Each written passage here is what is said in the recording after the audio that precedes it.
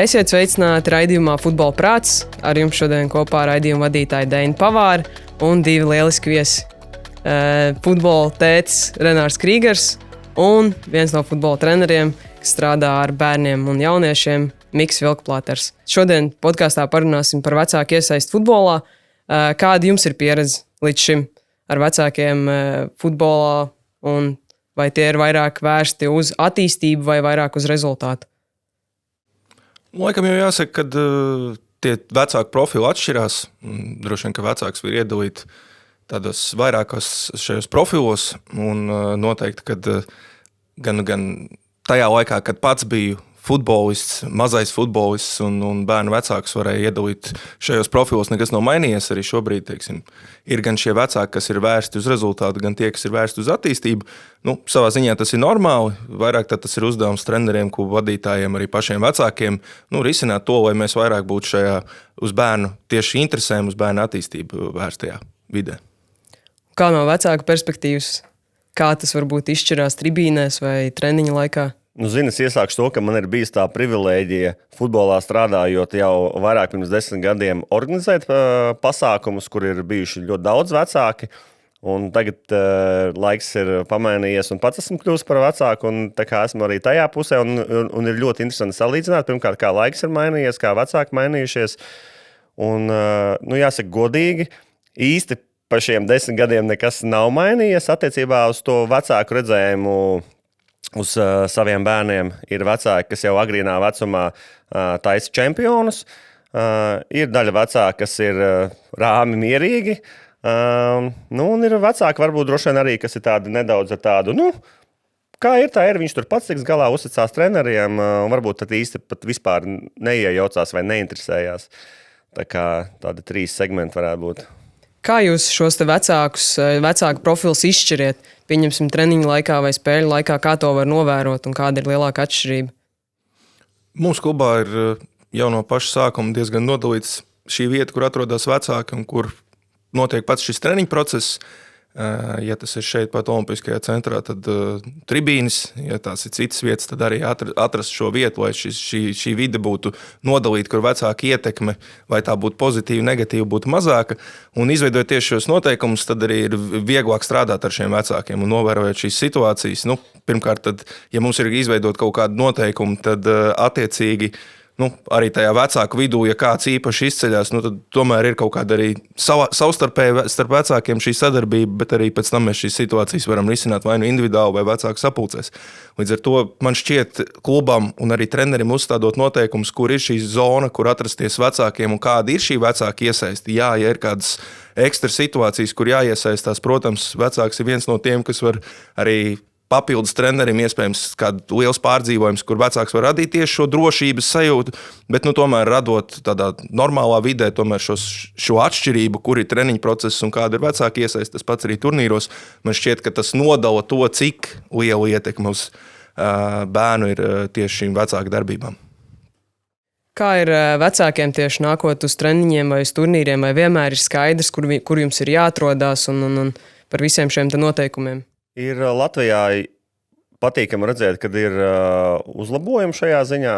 Tie, kas organizē pasākumus, tā kā mērķtiecīgāk sāk domāt par šo te ierobežoto zonu vai arī paši aktīvāk iesaistās komunikācijā ar vecākiem, lai nenāk pie laukuma.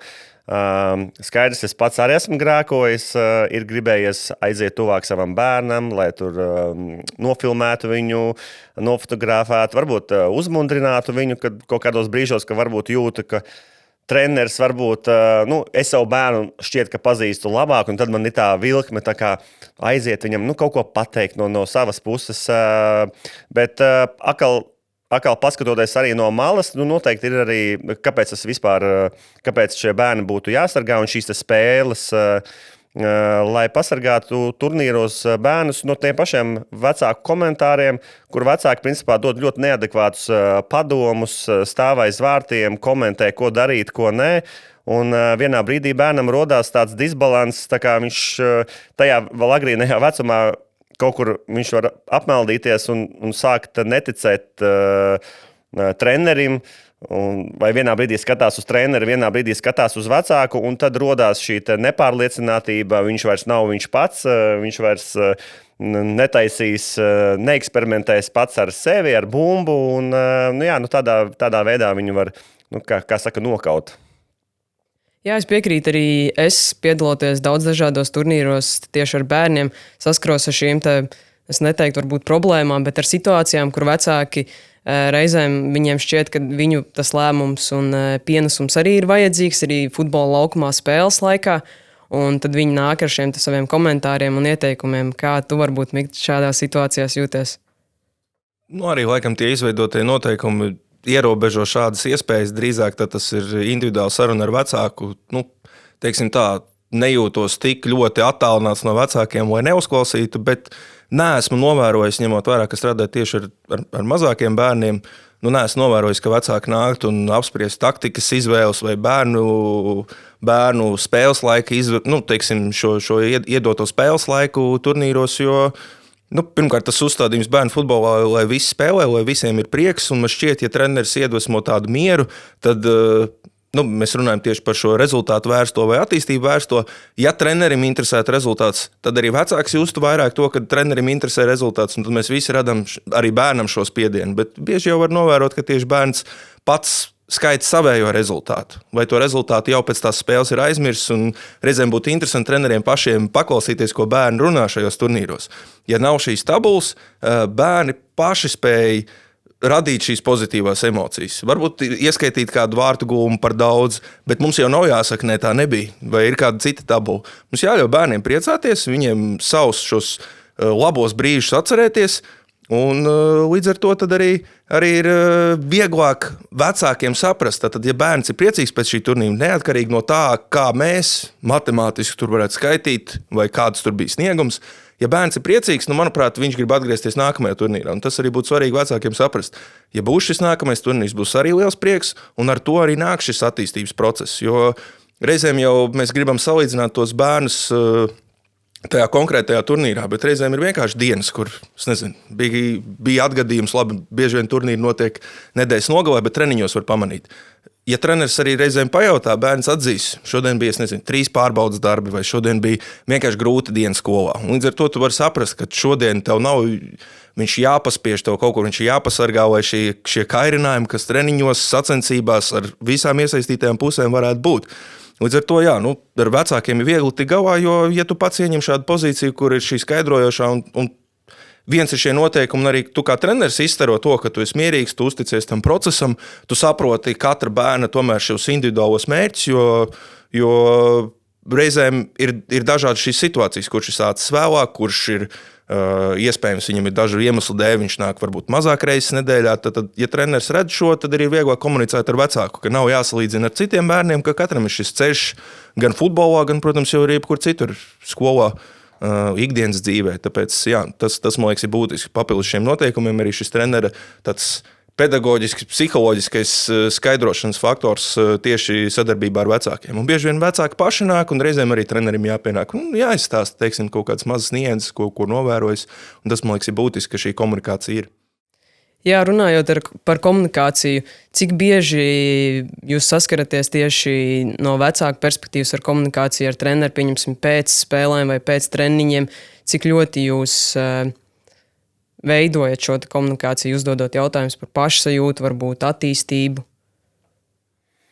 Es domāju, ka būtiski arī pavērot no malas, teiksim, kas notiek, piemēram, pēc šīm spēlēm. Ja es kā vecāks redzu, ka pēc spēlēm komanda tiek sapulcināta, notiek dialogs vai kaut kādos brīžos, kad bērns ir laukuma malā, teiksim, uz maiņu, un tur treneris ar viņu aprunājās, skaidrs, es saprotu, ka tur viss ir kārtībā, un arī pēc tam braucot mājās, tu jau no tā bērna vari saprast, bet neviens jau cits tavu bērnu nepazīst labāk kā tu pats, un tas, ko Miks teica, tur ir ļoti daudz apstākļu. Skaidrs, ka bērniem ir daudz dažādi vēl ārpus futbola apstākļi, skola, miegs, kas arī ļoti būtiski, un katram var būt savs ritms arī pateicoties ģimenei, vecākiem, un Un tas sniegums viennozīmīgi ir mainīgs nedēļa no nedēļas garastāvoklis.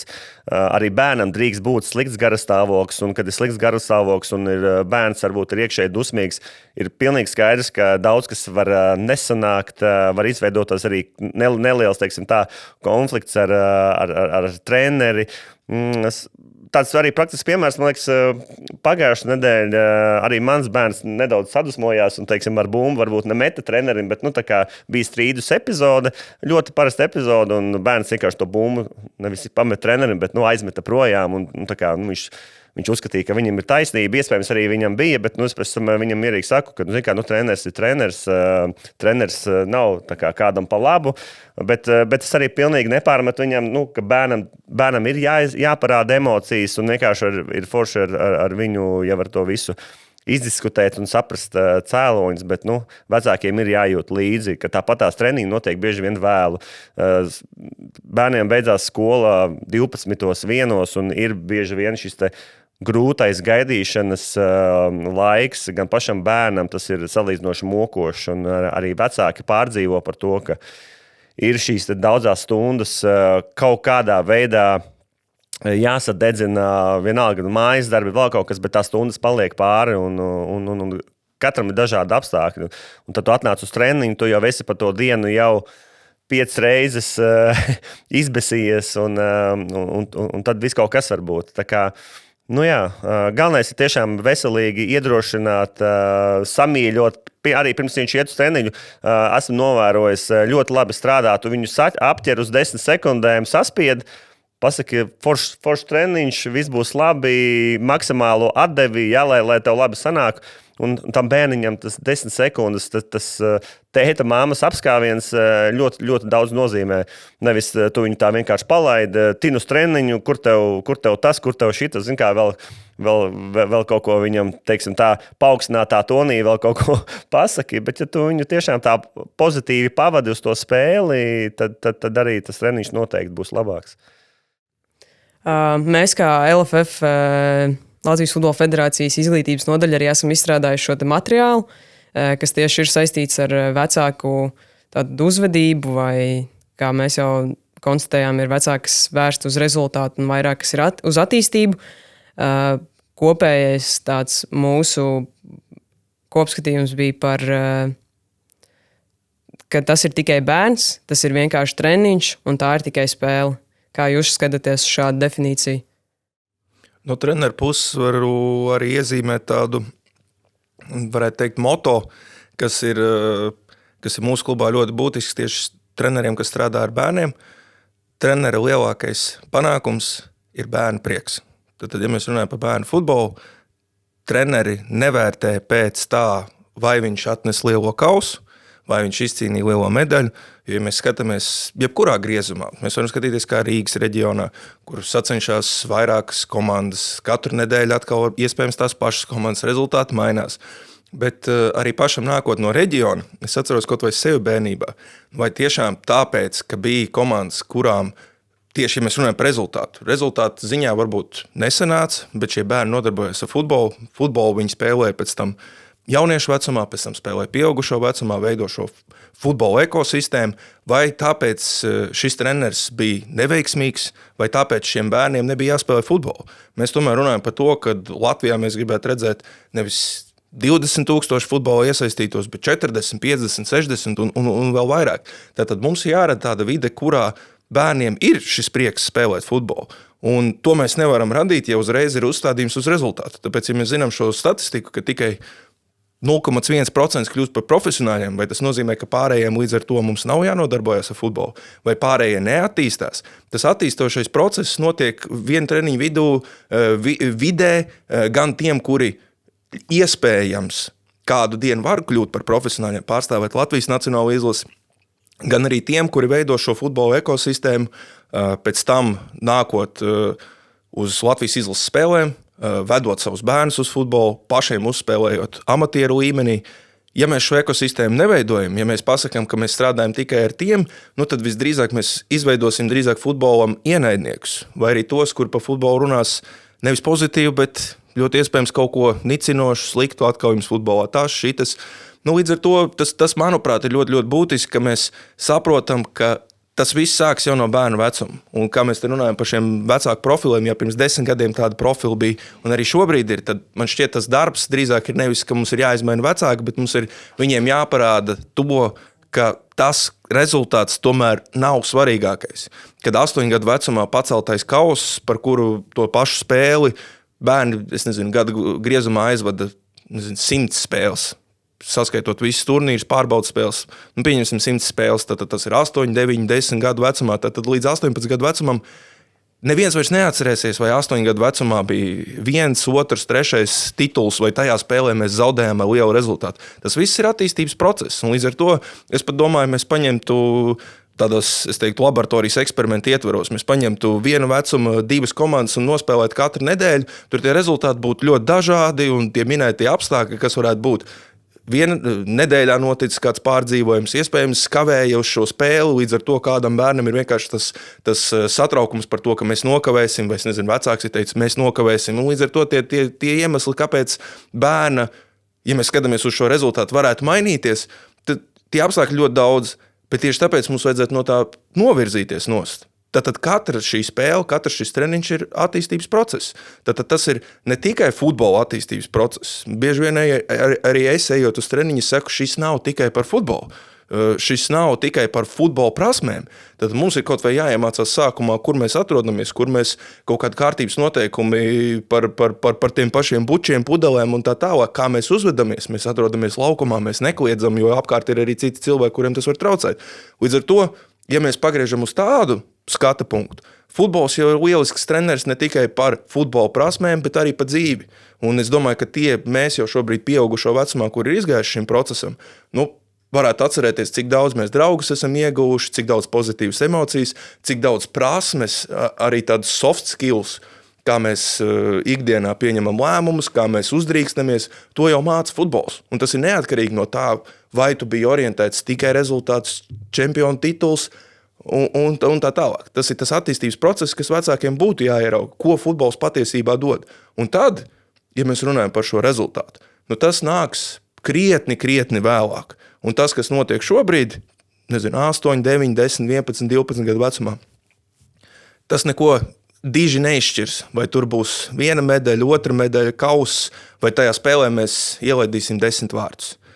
Process, prieks, un kā jau teicu, kā iesāku ar šo moto, tā arī noslēgšu šo manu atbildi.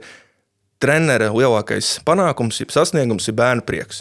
Un ja mēs no tās prizmas izējam, arī vecākam ir būtiskākais, lai pēc šīs spēles turnīra, ar maziem pārdzīvojumiem, bet ne ar milzīgiem pārdzīvojumiem, ka tāpēc ir jāpamet futbols. Un tā mēs to ekosistēmu izveidosim, ka mums būs turpinājums futbolā.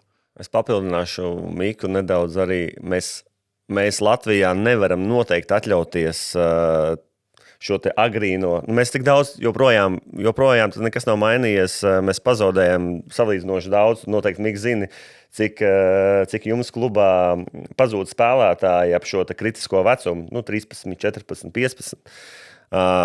Un tas ir tas nekas līdz 11, 12 gadiem absolūti nemainīsies. Iespējams, kas var mainīties, ja ir šis te vecāku spiediens, varbūt ir arī citi kluba organizācijas, kas tā kā ir orientēti nedaudz uz to, parādīt, ka mēs šajā grāsrūtas futbolā esam numur 1.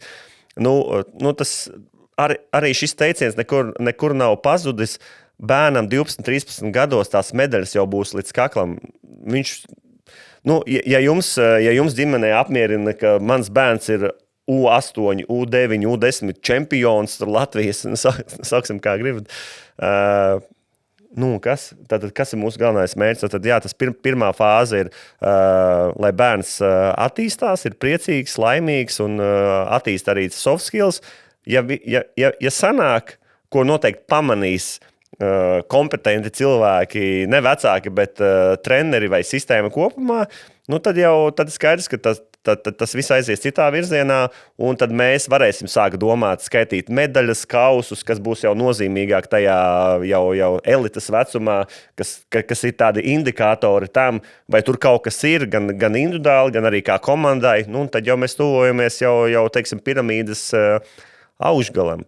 Bet, bērni apkraujās ar medaļām un kausiem, un viņiem arī zūd motivācija tādā pieaugušo vecumā, un viņi vienkārši izvēlās citu. Jo tev ir manā skatījumā, tev ir jābūt tādai nedaudz bada sajūtai. Viņu jāmēģina noturēt līdz 13, 14 gadiem, un tad var dot, kā saka, ručkā un skatīties, kas tur sanāk. Par šo te kritiku un spiedienu no vecākiem. Cik daudz norādījumus spēļu laikā vajadzētu sniegt vecākam un kādiem tiem pārsvarā vajadzētu būt? Pozitīviem, negatīviem vai taktiskiem norādījumiem? Mums katram ir 2 plaukstas, un es domāju, tam arī vajadzētu būt. Ar to arī vajadzētu pietikt. Protams, pozitīvi uzsaucieni, jā. Skaidrs, ka tas ir vienalga, es tagad kā vecāks, tas ir vienalga U8, U10 izlase. Tas ir sports. Mēs redzam arī pagalmā, ka puikas spēlē. Skaidrs, ka tur ir emocijas, tur ir kaislē, un tu pat vienkārši kā vecāks, kā no malas kā skatītājs. Joprojām tas ir sacensības, un tev iekšā ir, visiem cilvēkiem ir šis, man liekas, viņš ir instinktos iekšā šis sacensību gars. Un nevar noliekt. Vienkārši, es domāju, te ir vairāk to, kurš to spēj nedaudz kontrolēt, un kurš to absolūti nespēj kontrolēt. Ja mēs to spējam kontrolēt, tad tas robežojās ar plaukstām, ar izsaucieniem, ar gūst vārtus, tad mēs priecājamies, kliedzam, jā, malači, super, aplaudējam.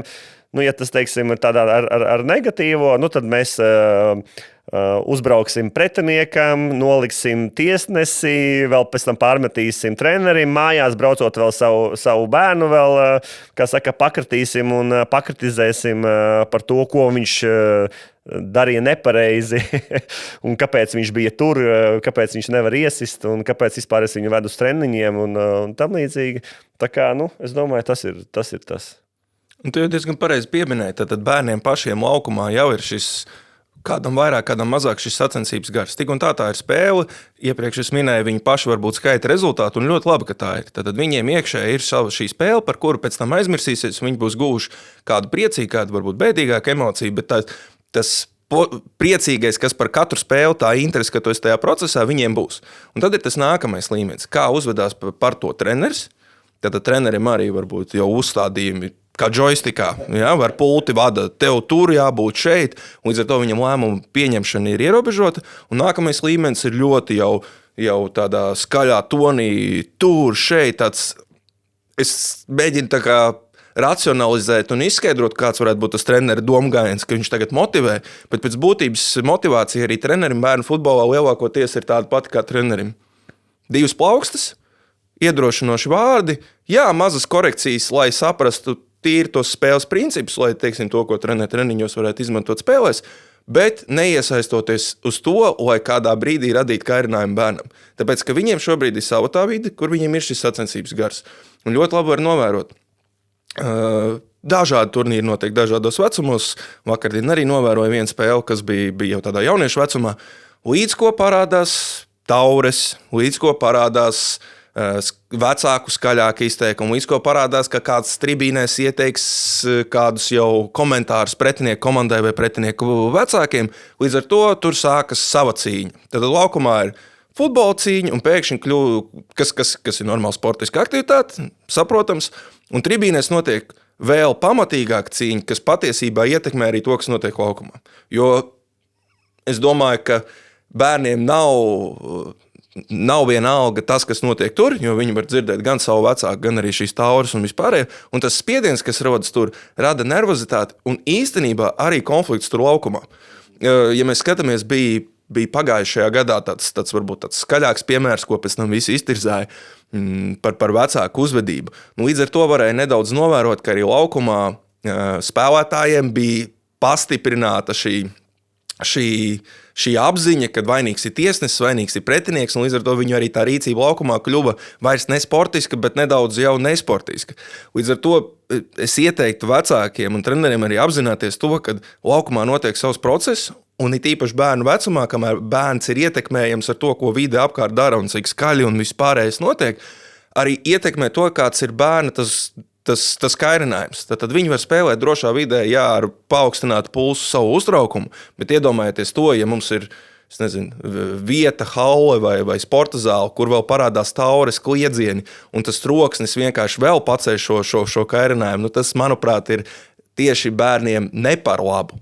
Kāds var stāstīt, bet pēc tam jāspēlē, tur ir 50,000 vai 70,000 klātbūtnē stadionā. Jā, bet ne 8, 9, 10, 11 gadu vecumā. Jā, tas nāks tuvāk, ir jāpierod pie dažādiem spiedieniem, bet mums nevajag viņu mākslīgi radīt bērnu vecumā, kad bērns principā grib spēlēt savu spēli, kas viņam ļoti, ļoti patīk. Un mēs varam īstenībā to pašu turnīru viņiem sabojāt tikai ar to, ka vienkārši tā vide apkārt ir jau brīžiem pat toksiska, skaļa, savā starpā cīņas elementi, un tas, manuprāt, ir lieki. Es piekrītu, kā vecāks, absolūti 110% varu piekrist, ka man kā vecākam tas traucē. Tas tiešām bērniem rada nevajadzīgu spiedienu, viņi uzvelkās, uzbudinās, paliek arī nedaudz agresīvāki, kas uzreiz palielina arī traumu riskus. Treneri noteikti arī uzvalkās, ir ceļš tie, kas ir mazāk pieredzējuši, jo uzreiz palielinās vecāku spiediens, vecāki uzvalkās, treneris jūt varbūt nedaudz bību kaut kādu pret to visu, un viss tas process, viss tas organisms, kas ir tajā sporta zālē vai hallē, kļūst nevajadzīgi, mākslīgi, viņš tiek lieki uzbudināts, un jā, tas es domāju, ka ja būtu vēl kaut kādi mehānismi, ir jādara caur rekomendācijām arī no federācijas puses noteikti, lai visos šajos bērnu jauniešu turnīros bungas un taures ir aizliegts instruments absolūti. Jā, man šķiet arī skatoties pēdējā pusgada griezumā, kaut vai ņemot vērā bērnu turnīrus, reizēm ir tāda sajūta, ka arī, kā jau Renār, tu minēji, ka tribīnēs vecāki cīnās viens ar otru, bet man šķiet šajā vecumā būtu ļoti svarīgi, ka viņi vienkārši iet izbaudīt futbolu. Jūs nākat visi skatīties futbolu neatkarīgi no tā spēlē jūsu bērnu komanda vai kāda cita komanda. Protams, ir tās emocijas, kuras nevar izšķirt. Tā nianses. Tātad es esmu atnācis, lai savu bērnu caur savu klubu attīstītu, lai viņam būtu prieks. Tātad, un ar manīm nesaskaņojot, notiek, teiksim, šāda tāda vardarbība, varbūt nav īstais vārds, bet caur šo procesu. Un man neviens to nav pateicis. Klausies, kad spēlēs jau lielā vecumā čempionātos, tad mēs esam divās ierakuma pusēs. Lai šie te bunzinieki, ja jums ir savstarpējās spēles, aiet tur izklaidējieties, bet jūs esat atnākuši uz turnīru, kur ir citi bērni, un jūs šiem citiem bērniem mākslīgi viņus uzbudināt caur šo procesu. Kaut gan mums ir jābūt absolūti novērotājiem un vienkārši vajadzētu savā starpā tīkloties, dzert kafiju. Labs piemērs arī, nezinu, es jau sev esmu ļoti to nofiksējis Slovenijā. Atceros, arī bija grassroots futbols un bija tāda pavasarīga diena, un klubam arī bija sava bāze, un bieži vien viņi brīvdienās taisīja vaļā tās saucamās tās būdiņas, kur vecāki arī varēja alu iedzert un hotdogu uzēst, un tādā veidā klubs tur papildus nopelnīja. Tas neliels off-topics, bet ko varēja novērot pats galvenais, ka bērni spēlē, un to ar acu kaktaņu vienkārši skaties. Viņi spēlē, viņi ir priecīgi, bet mēs, vecāki, tad savā starpā tīklojamies, pārunājam, varbūt kāds tur biznesu pārunā, vai vienkārši uztur foršas attiecības. Mēs kā vecāki kopā, teiksim, arī gadu no gada esam kopā, mēs tādā veidā varam saliedēties, un nav vispār fokusu uz šo te bērnu. Mums ir tā kā otrādāk, mums ir viss fokus uz bērnu, acis mēs nedrīkstam nolaist no šī te procesa, un plus mums vēl ir bungas, tauris, un mēs runājam par 7, 8 gadiem. Ja nemaldos, ir arī 6-gadīgajiem šādi momenti. Tā kā liekas, kas tālāk? Jā, es piekrītu arī. Man ir tieši līdzīgs piemērs arī par Zviedriju, kur ir arī tieši tāds pats process. Ir šīs te būdiņas, kioskiņi, kur var iegādāties dzērienus un ēdienus, un vecāki nāk baudīt vienkārši atmosfēru un atbalstīt savu bērnu, ne tik lielu uzsvaru liekot uz šo te futbolu un rezultātu kā tādu.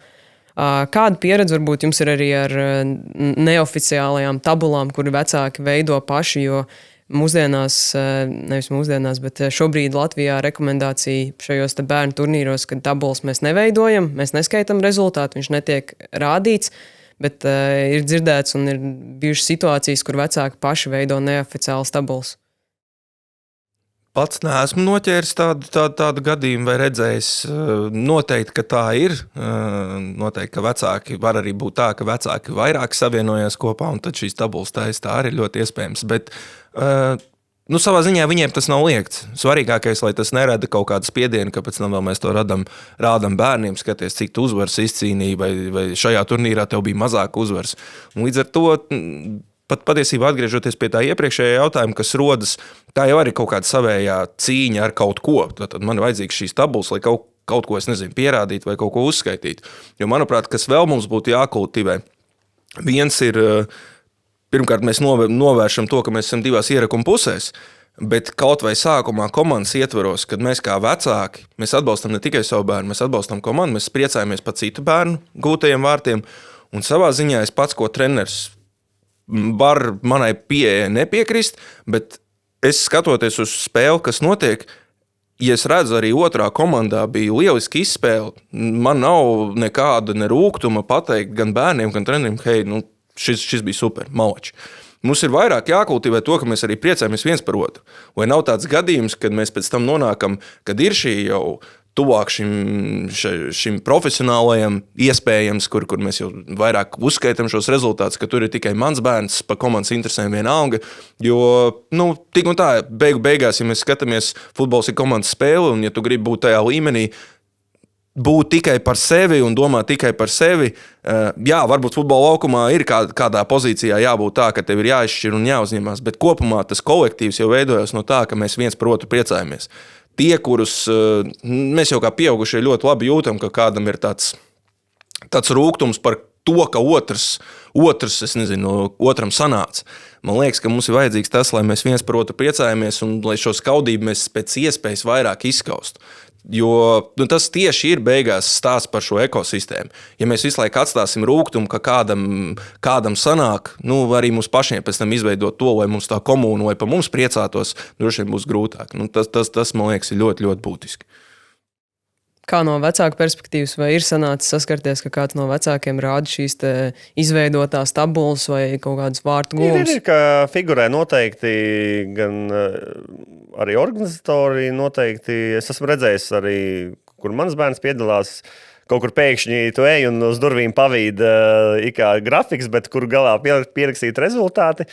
Labi, punktus neesmu redzējis, bet tie gala rezultāti tā kā ir, un tad skaidrs, ka arī bērni kaut ko tur skatās, un skaidrs, ka viņi vienmēr paši galvā kaut ko rēķina, bet tā kā pēdējā laikā šķiet, ka varbūt ir vērojams progress un nav vairs tā kā agrāk.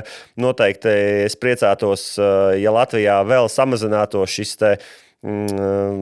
lielo turnīru pasākumu skaits, kuros tiešām dala kausus, kas ir lielāki par pašiem bērniem un noteikti skaita rezultātus, un ir pusfināli, un ir fināli, un vecāki jūg prātā pēc tam par neiegūtajām medaļām un kausiem. Bet tas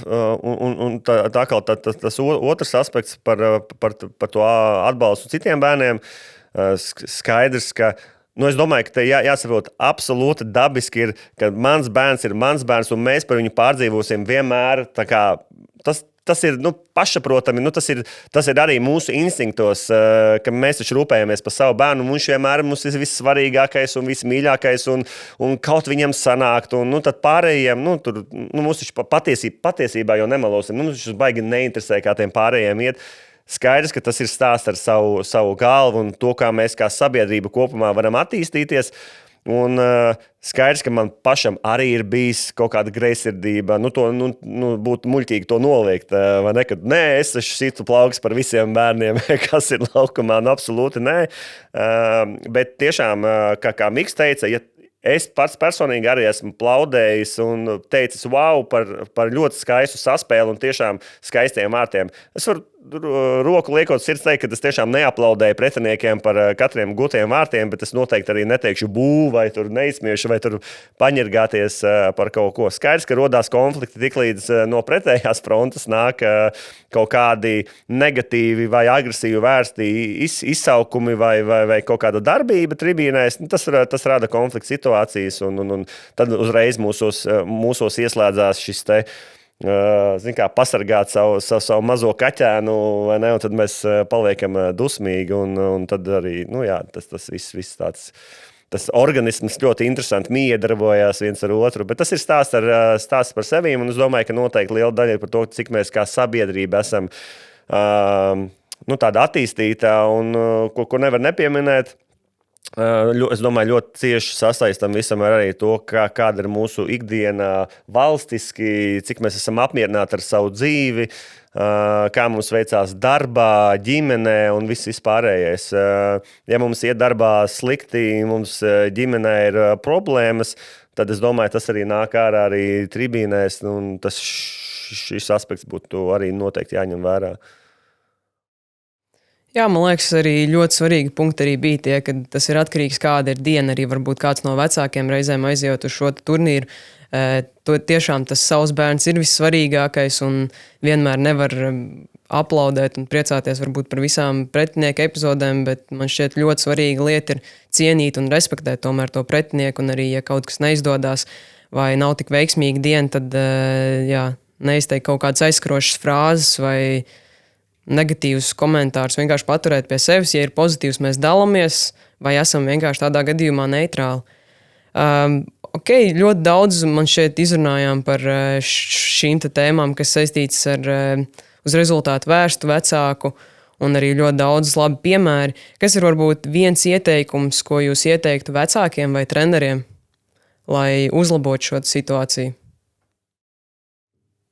Bieži pēdējā laikā sanāca izteikties par tieši šo bērnu futbolu un bērnu interesēm, tad man šķiet, ka mums kā pieaugušajiem reizēm, patiesībā lielākoties ir jāspēj arī paskatoties šo bērnu, kurš nav tāds pats pieaugušais kā mēs, starp mums ir kaut kāda zināšana, tomēr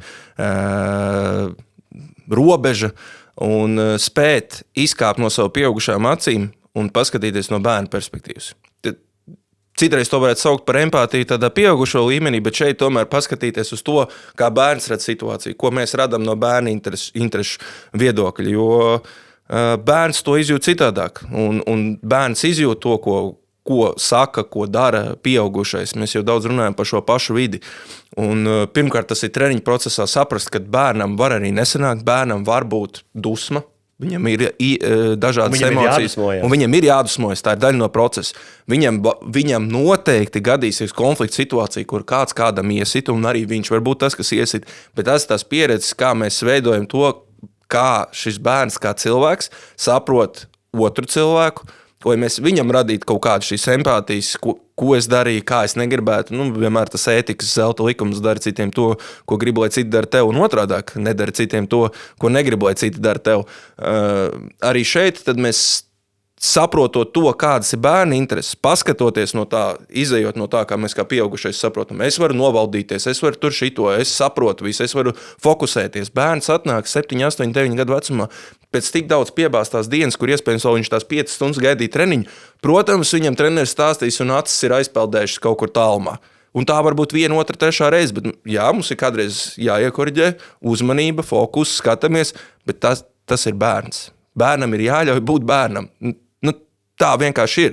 Bērns pēc tam 17, 18, 19 gadu vecumos jau ir jaunietis, pēc tam viņš kļūst par pieaugušo. Tu esi bērns tikai vienu savu dzīves posmu. Līdz ar to mums nevajadzētu uz to, kā mēs skatāmies tur rezultātus, mums tas ir svarīgi. Tas ir svarīgs mums pieaugušajiem. Un mums kā pieaugušajiem tāpēc ir jāmainās, lai mēs domātu par bērnu interesēm.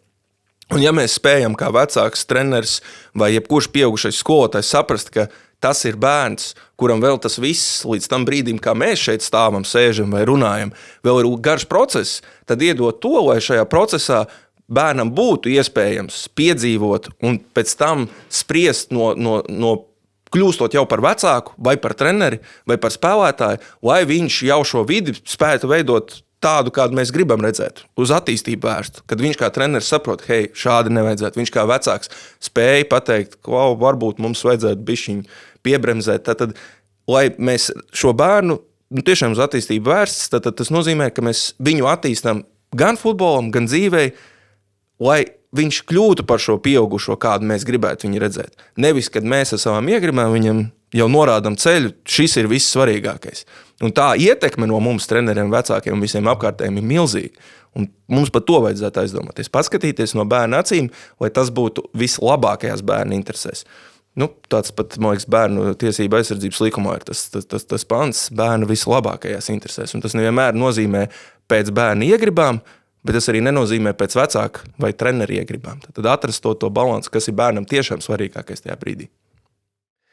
Pirmkārt, ja mēs salīdzinām skola kā izglītības iestāde un futbola skola, treniņu process, ir šiem treniņu procesiem viena ļoti skaista vērtība ir. Skolā tevi skaidrs, ka bērns 7, 8, 9 gadu vecumā vēl psiholoģiski, neiroloģiski vēl attīstās un ir dažādas izpausmes, kuras viņš vēl nav iemācījies līdz galam kontrolēt. Tātad, ja skolā es kādam iesatīšu, tas beigsies visticamāk ar direktoru kabinetu. Treniņu procesā, kas ir tas skaistais, arī gadās šādas epizodes, kāds iesit, pagrūž, vēl kaut ko, tevi neved pie direktora vai futbola skolas prezidenta. Tā situācija tiek atrisināta 10 sekundžu laikā. Pienāk treneris, pāris vārdi, un bērns no šī procesa mācās, un kas nozīmē, ka ilgtermiņā viņam dzīvē jau būs izstrādājušies šie mehānismi, kā savaldīt emocijas, agresiju, saprast, kas ir komanda un tam līdzīgi. Bet atkal, ja mēs skatāmies no otras puses, ko mēs varam pozitīvo paņemt varbūt no izglītības iestādēm, salīdzinot treniņu procesu, ko varbūt es kā vecāks gaidītu. Parasti semestra beigās ir tādas individuālās pārunas ar klases audzinātāju, kurā tad arī tādā 15-20 minūtēm mēs pārunājam, kas bērnam šajā semestrī vislabāk sanāca, kas nesanāca, kur varbūt mājās kā vecāks es varu. Varbūt ir kaut kādas lietas, ko es tiešām nezinu. Viņš mājās ir tāds un treniņos viņš ir tāds, kaut vai nezinu, kaut kādas labās lietas, kur viņš varbūt viņā jau treneris redz tiešām līderi īpašības, ļoti labi darbojas komandā, nav uz sevi vērsts, bet ir vērsts uz citiem. Un atkal otrādāk, varbūt ir tāds ļoti greizsirdīgs, varbūt ir skops vai nedalās ar tādas sadzīviskas tās nianses. Un tas ir tas, ka droši vien es labprāt nākotnē arī gribētu no treniņu procesa, jo treniņu process arī ir šobrīd 3 reizes nedēļā un ir arī ļoti liela daļa no bērna dzīves, no manas dzīves, un es esmu uzticējis savu bērnu treneriem un konkrētai skolai, un es noteikti gribētu, jo man patīk šis process dialogs ar klases audzinātāju skolā. Un man liekas, ka būtu forši arī kaut ko tādu arī futbolā sagaidīt, un tāda viegla saruna arī nevar būt tādu, kas saka, profesionāli vai ne, ka mēs ejam, bet tiešām tādā sadzīviskā līmenī. Tas būtu tāds jau ultimate līmenis. Labi, man šeit ļoti, ļoti labi ieteikumi, vairāk komunikācijas un varbūt ne tik plaši, bet vienkārši skaidru, īsu komunikāciju ikdienā no treneriem. Un arī no treneru perspektīvas tātad būt empātiskiem un iejūtīgiem pret bērnu sajūtām un emocijām. Es teikšu jums lielu paldies par šo sarunu. Un cerams, visiem skatītājiem un klausītājiem būs ko paņemt no šī visa un tiekamies nākošajos raidījumos. Paldies, vislabāk! Paldies!